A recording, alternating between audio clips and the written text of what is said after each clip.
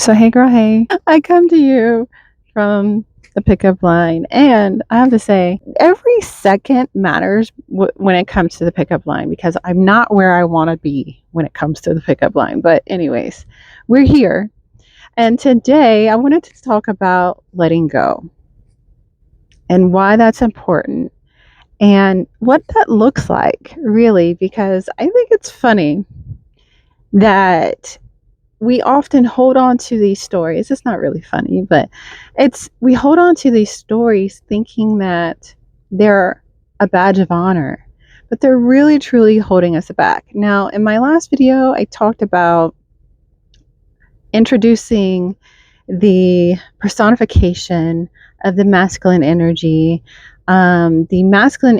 aspect of ourselves.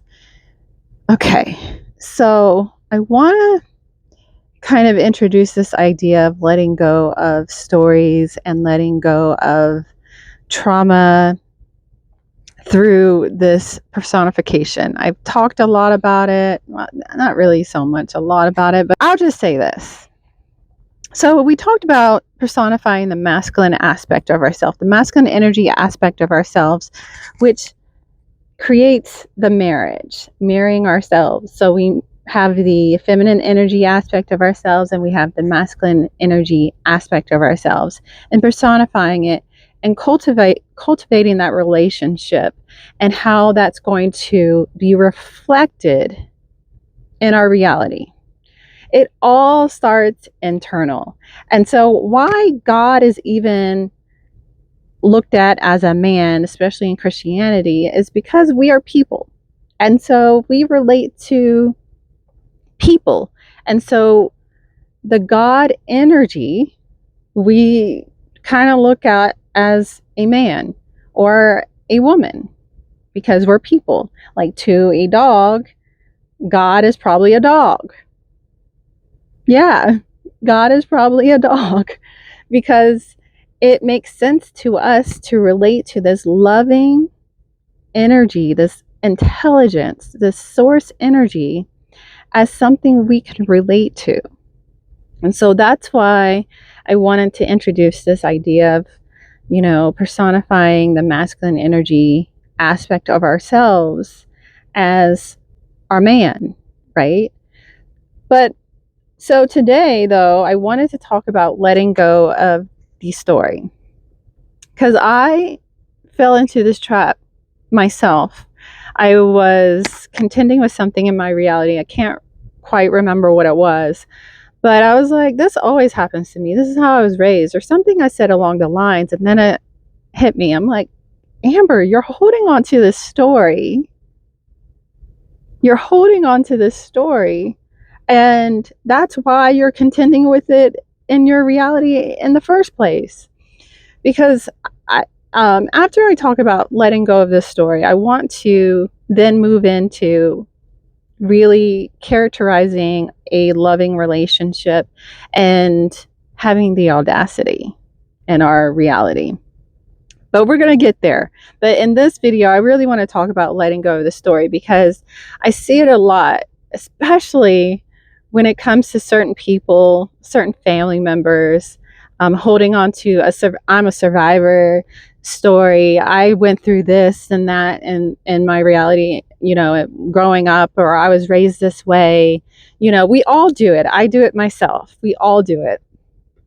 But one of the things that my mom taught me when it came to relating to the male species, our man, right, is that and this is not just, this is like legit good advice because I hear a lot like Shara Seven and other relationship advice people give this advice, is when you're relating to a man or you're dating a man or even if you're married to a man, you don't just tell them all the bad things that have happened to you, all the drama and the trauma and all that kind of stuff, because especially if you're dating, they're going to be like, okay, they're taking it in. And they're taking it in. And they're like, okay, so all I have to do is this much more to be better than that man and all the other past things and to give her better. I just need to do this much more, because you're leading with the trauma, the drama, the hurt, the cheating, and all this kind of stuff. So, okay, so they're thinking, like, especially if you're on a date, and I'm like, girl, shut your mouth. Especially if you're a date, or you're talking about your ex-husband or something like that, and you're like, oh, he cheated on me, he did this, this, this. I dated this man, and he just was so, my mom taught me that, so I knew to keep my mouth shut. But he was just like, what happened in your marriage? What happened? Like, just really trying to get it. Trying to, so, like, but I saw right through it, because I knew the game. I'm like, you're just trying to get from me to tell you all my insecurities, tell you all the stuff, bad things. So, one, you can do that kind of stuff, or do at least a little better in relating to me. And the reason why I bring this up, because it's common. I mean, this is like age old advice. If you had any kind of woman or mother or whatever talking about, that's one thing that they will tell you, is that men do that. Men do that. And I'm not holding it against them. I mean, it's like, it is what it is. But the reason I bring this up, because this is super important, is that, so we personify, like, I talk about personifying the masculine energy aspect of ourselves. And if you are holding on to these stories of hurt and pain and cheating and trauma and abuse and all this stuff, that the same thing applies in that relationship. Like, if you keep like, oh, this is what happened to me, and it's not like that's going to show up in your reality, because you're holding on to it. And like a loving partner would do, it's like it's living inside you. And life is going to be like, okay, this must be something that's important to her, because she's holding on to it.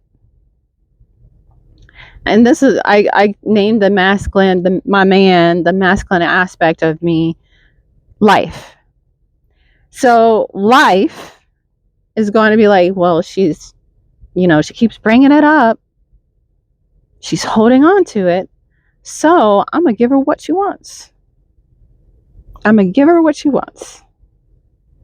So that's why it's important to revise. If you follow Neville Goddard or that kind of philosophy, lose your memory, stop bringing it up, don't bring it up on dates, in your relationship with that masculine aspect of yourself.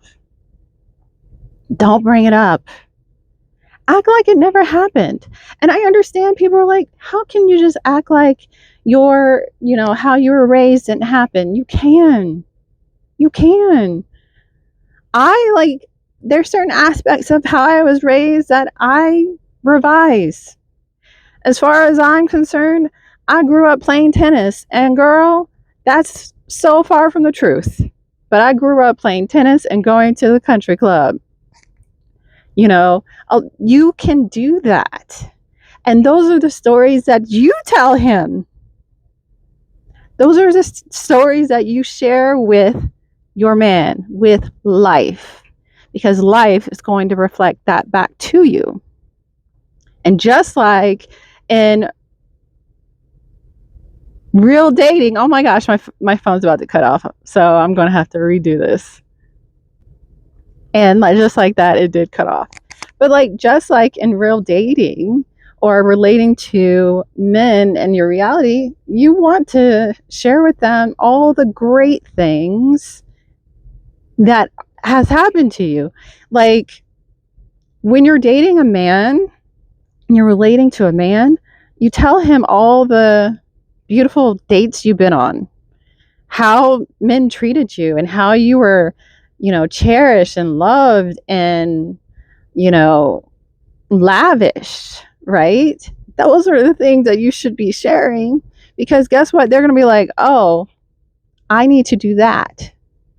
They're going to reflect that back to you. They're going to reflect that back to you. And so just like in your relating to that masculine aspect of yourself, your man life, ruminate on the good things, ruminate on what you want to see, because life is going to reflect that back to you. Stop holding on to the trauma. So I just wanted to share that. I just wanted to do a video real quick about that because it's so true. It really, truly is.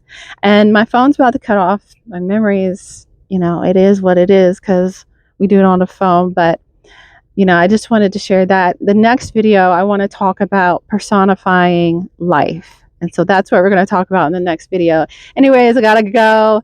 I hope you guys enjoyed this video. Give it a thumbs up. If you haven't already, I invite you to subscribe to my channel. I do videos on spirituality, manifestation, and feminine energy, and you like that kind of thing. I think you'll like it here. So, peace.